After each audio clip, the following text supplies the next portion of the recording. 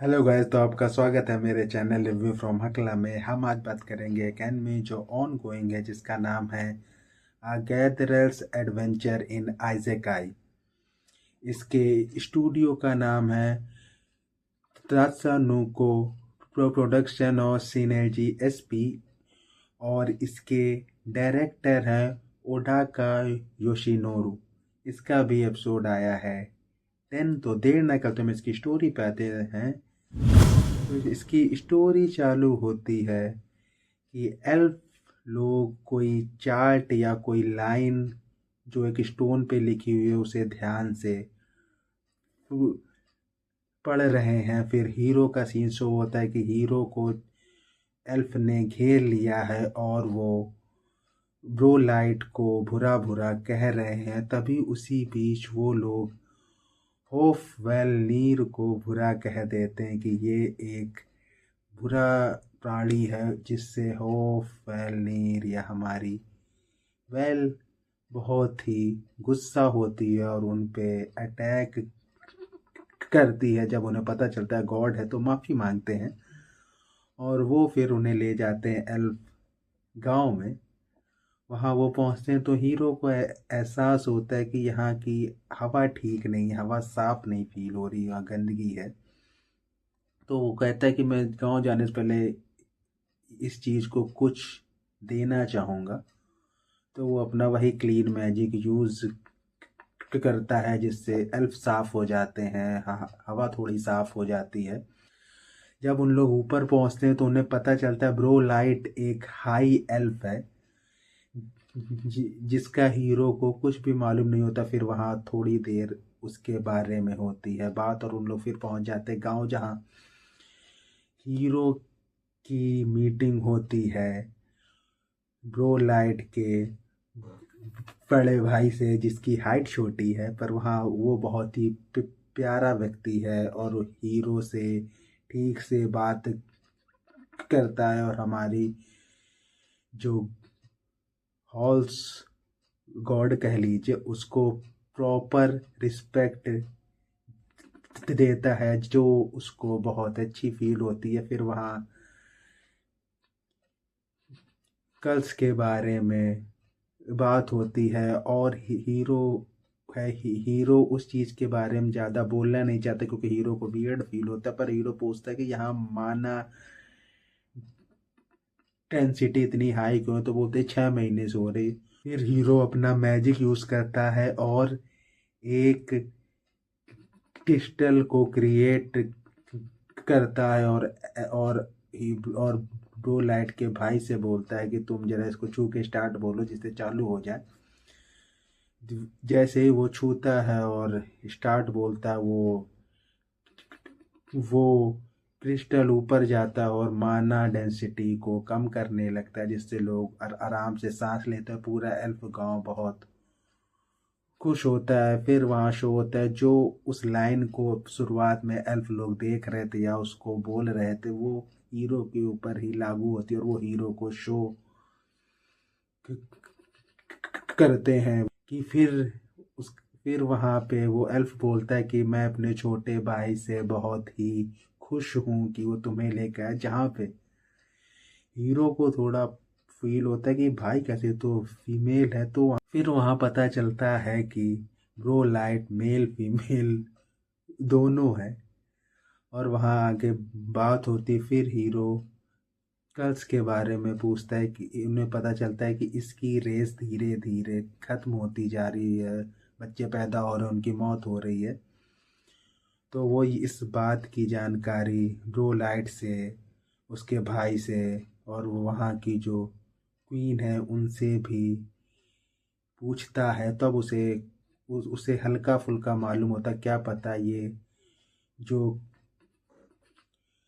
Curls है ये कैसे काम करता है, ये उसे जानना होता। तब ये ब्रो लाइट से फिर कुछ क्वेश्चन पूछते हैं, जहाँ उसे मालूम हो जाता है प्रॉब्लम क्या है। पर उसे सॉल्व करने का प्लान उनके माइंड में नहीं आ रहा था, क्योंकि वो उनकी एक तरह से रूल है जो 100 सालों से या 500 सालों से फॉलो हो रहा है, तो उसको चेंज करना बहुत हार्ड होगा।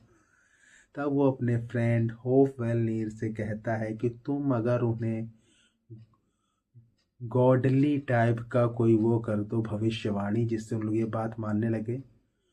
फिर वहाँ पे वो हाँ बोल देती है और ये एपिसोड यहीं ख़त्म हो जाता है। बात करते हैं इसके रिव्यू की।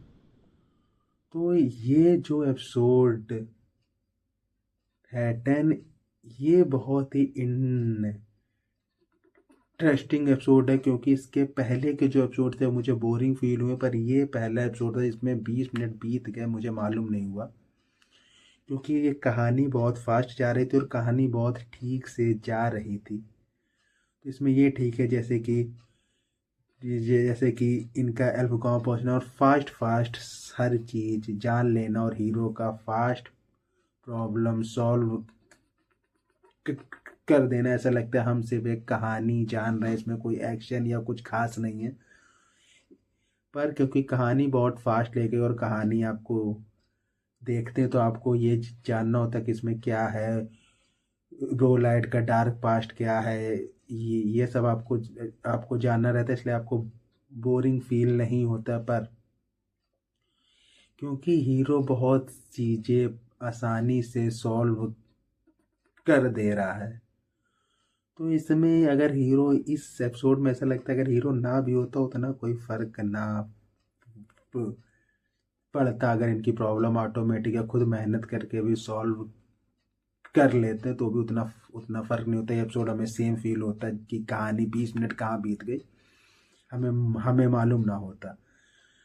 पर इसमें ये अच्छा है जो एल्फ के ऊपर उन्हें फील हो रहा है, एक है कर्स। वो कर्स नहीं है, वो उनके ही रूल्स की कारण उनके साथ ये हुआ है।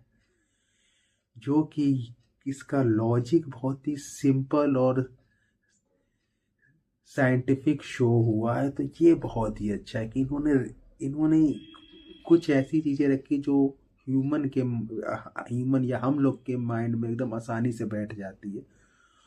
और और यहाँ ये फील होता है कि ह्यूमन की साइंस बड़ी अच्छी है और ह्यूमन ने पहले जान लिया और इन लोग को अब अभी तक नहीं मालूम हो रहा।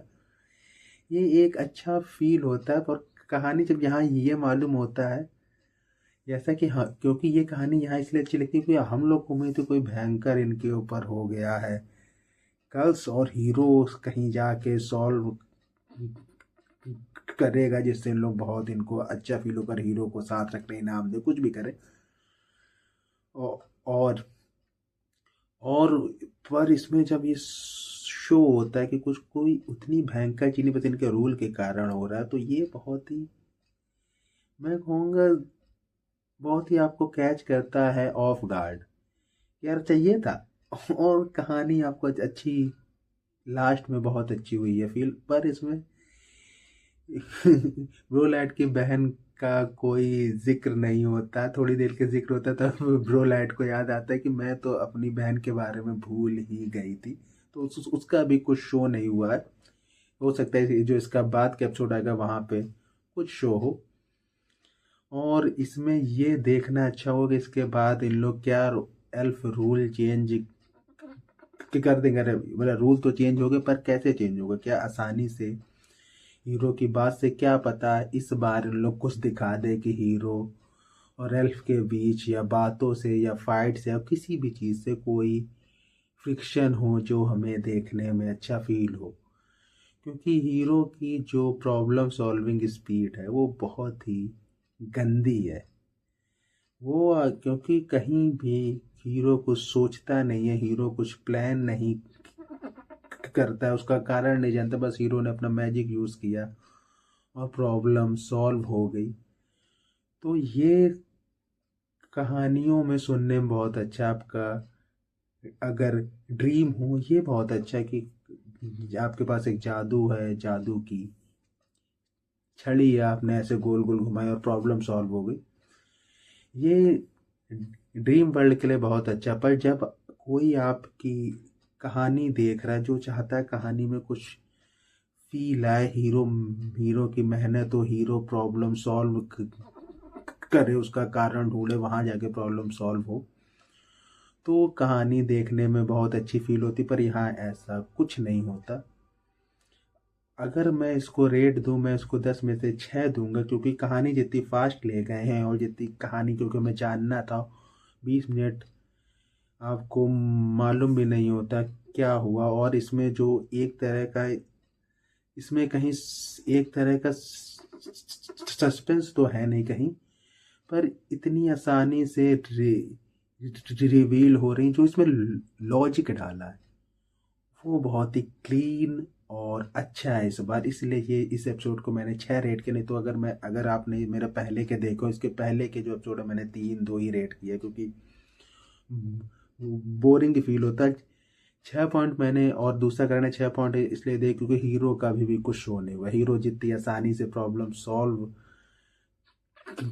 कर दे रहा है मैजिक से, वो अच्छा फील नहीं होता। इसीलिए मैंने इसे 6 रेट किया। तो हम इसी के साथ रिव्यू ख़त्म करते हैं। Bye bye.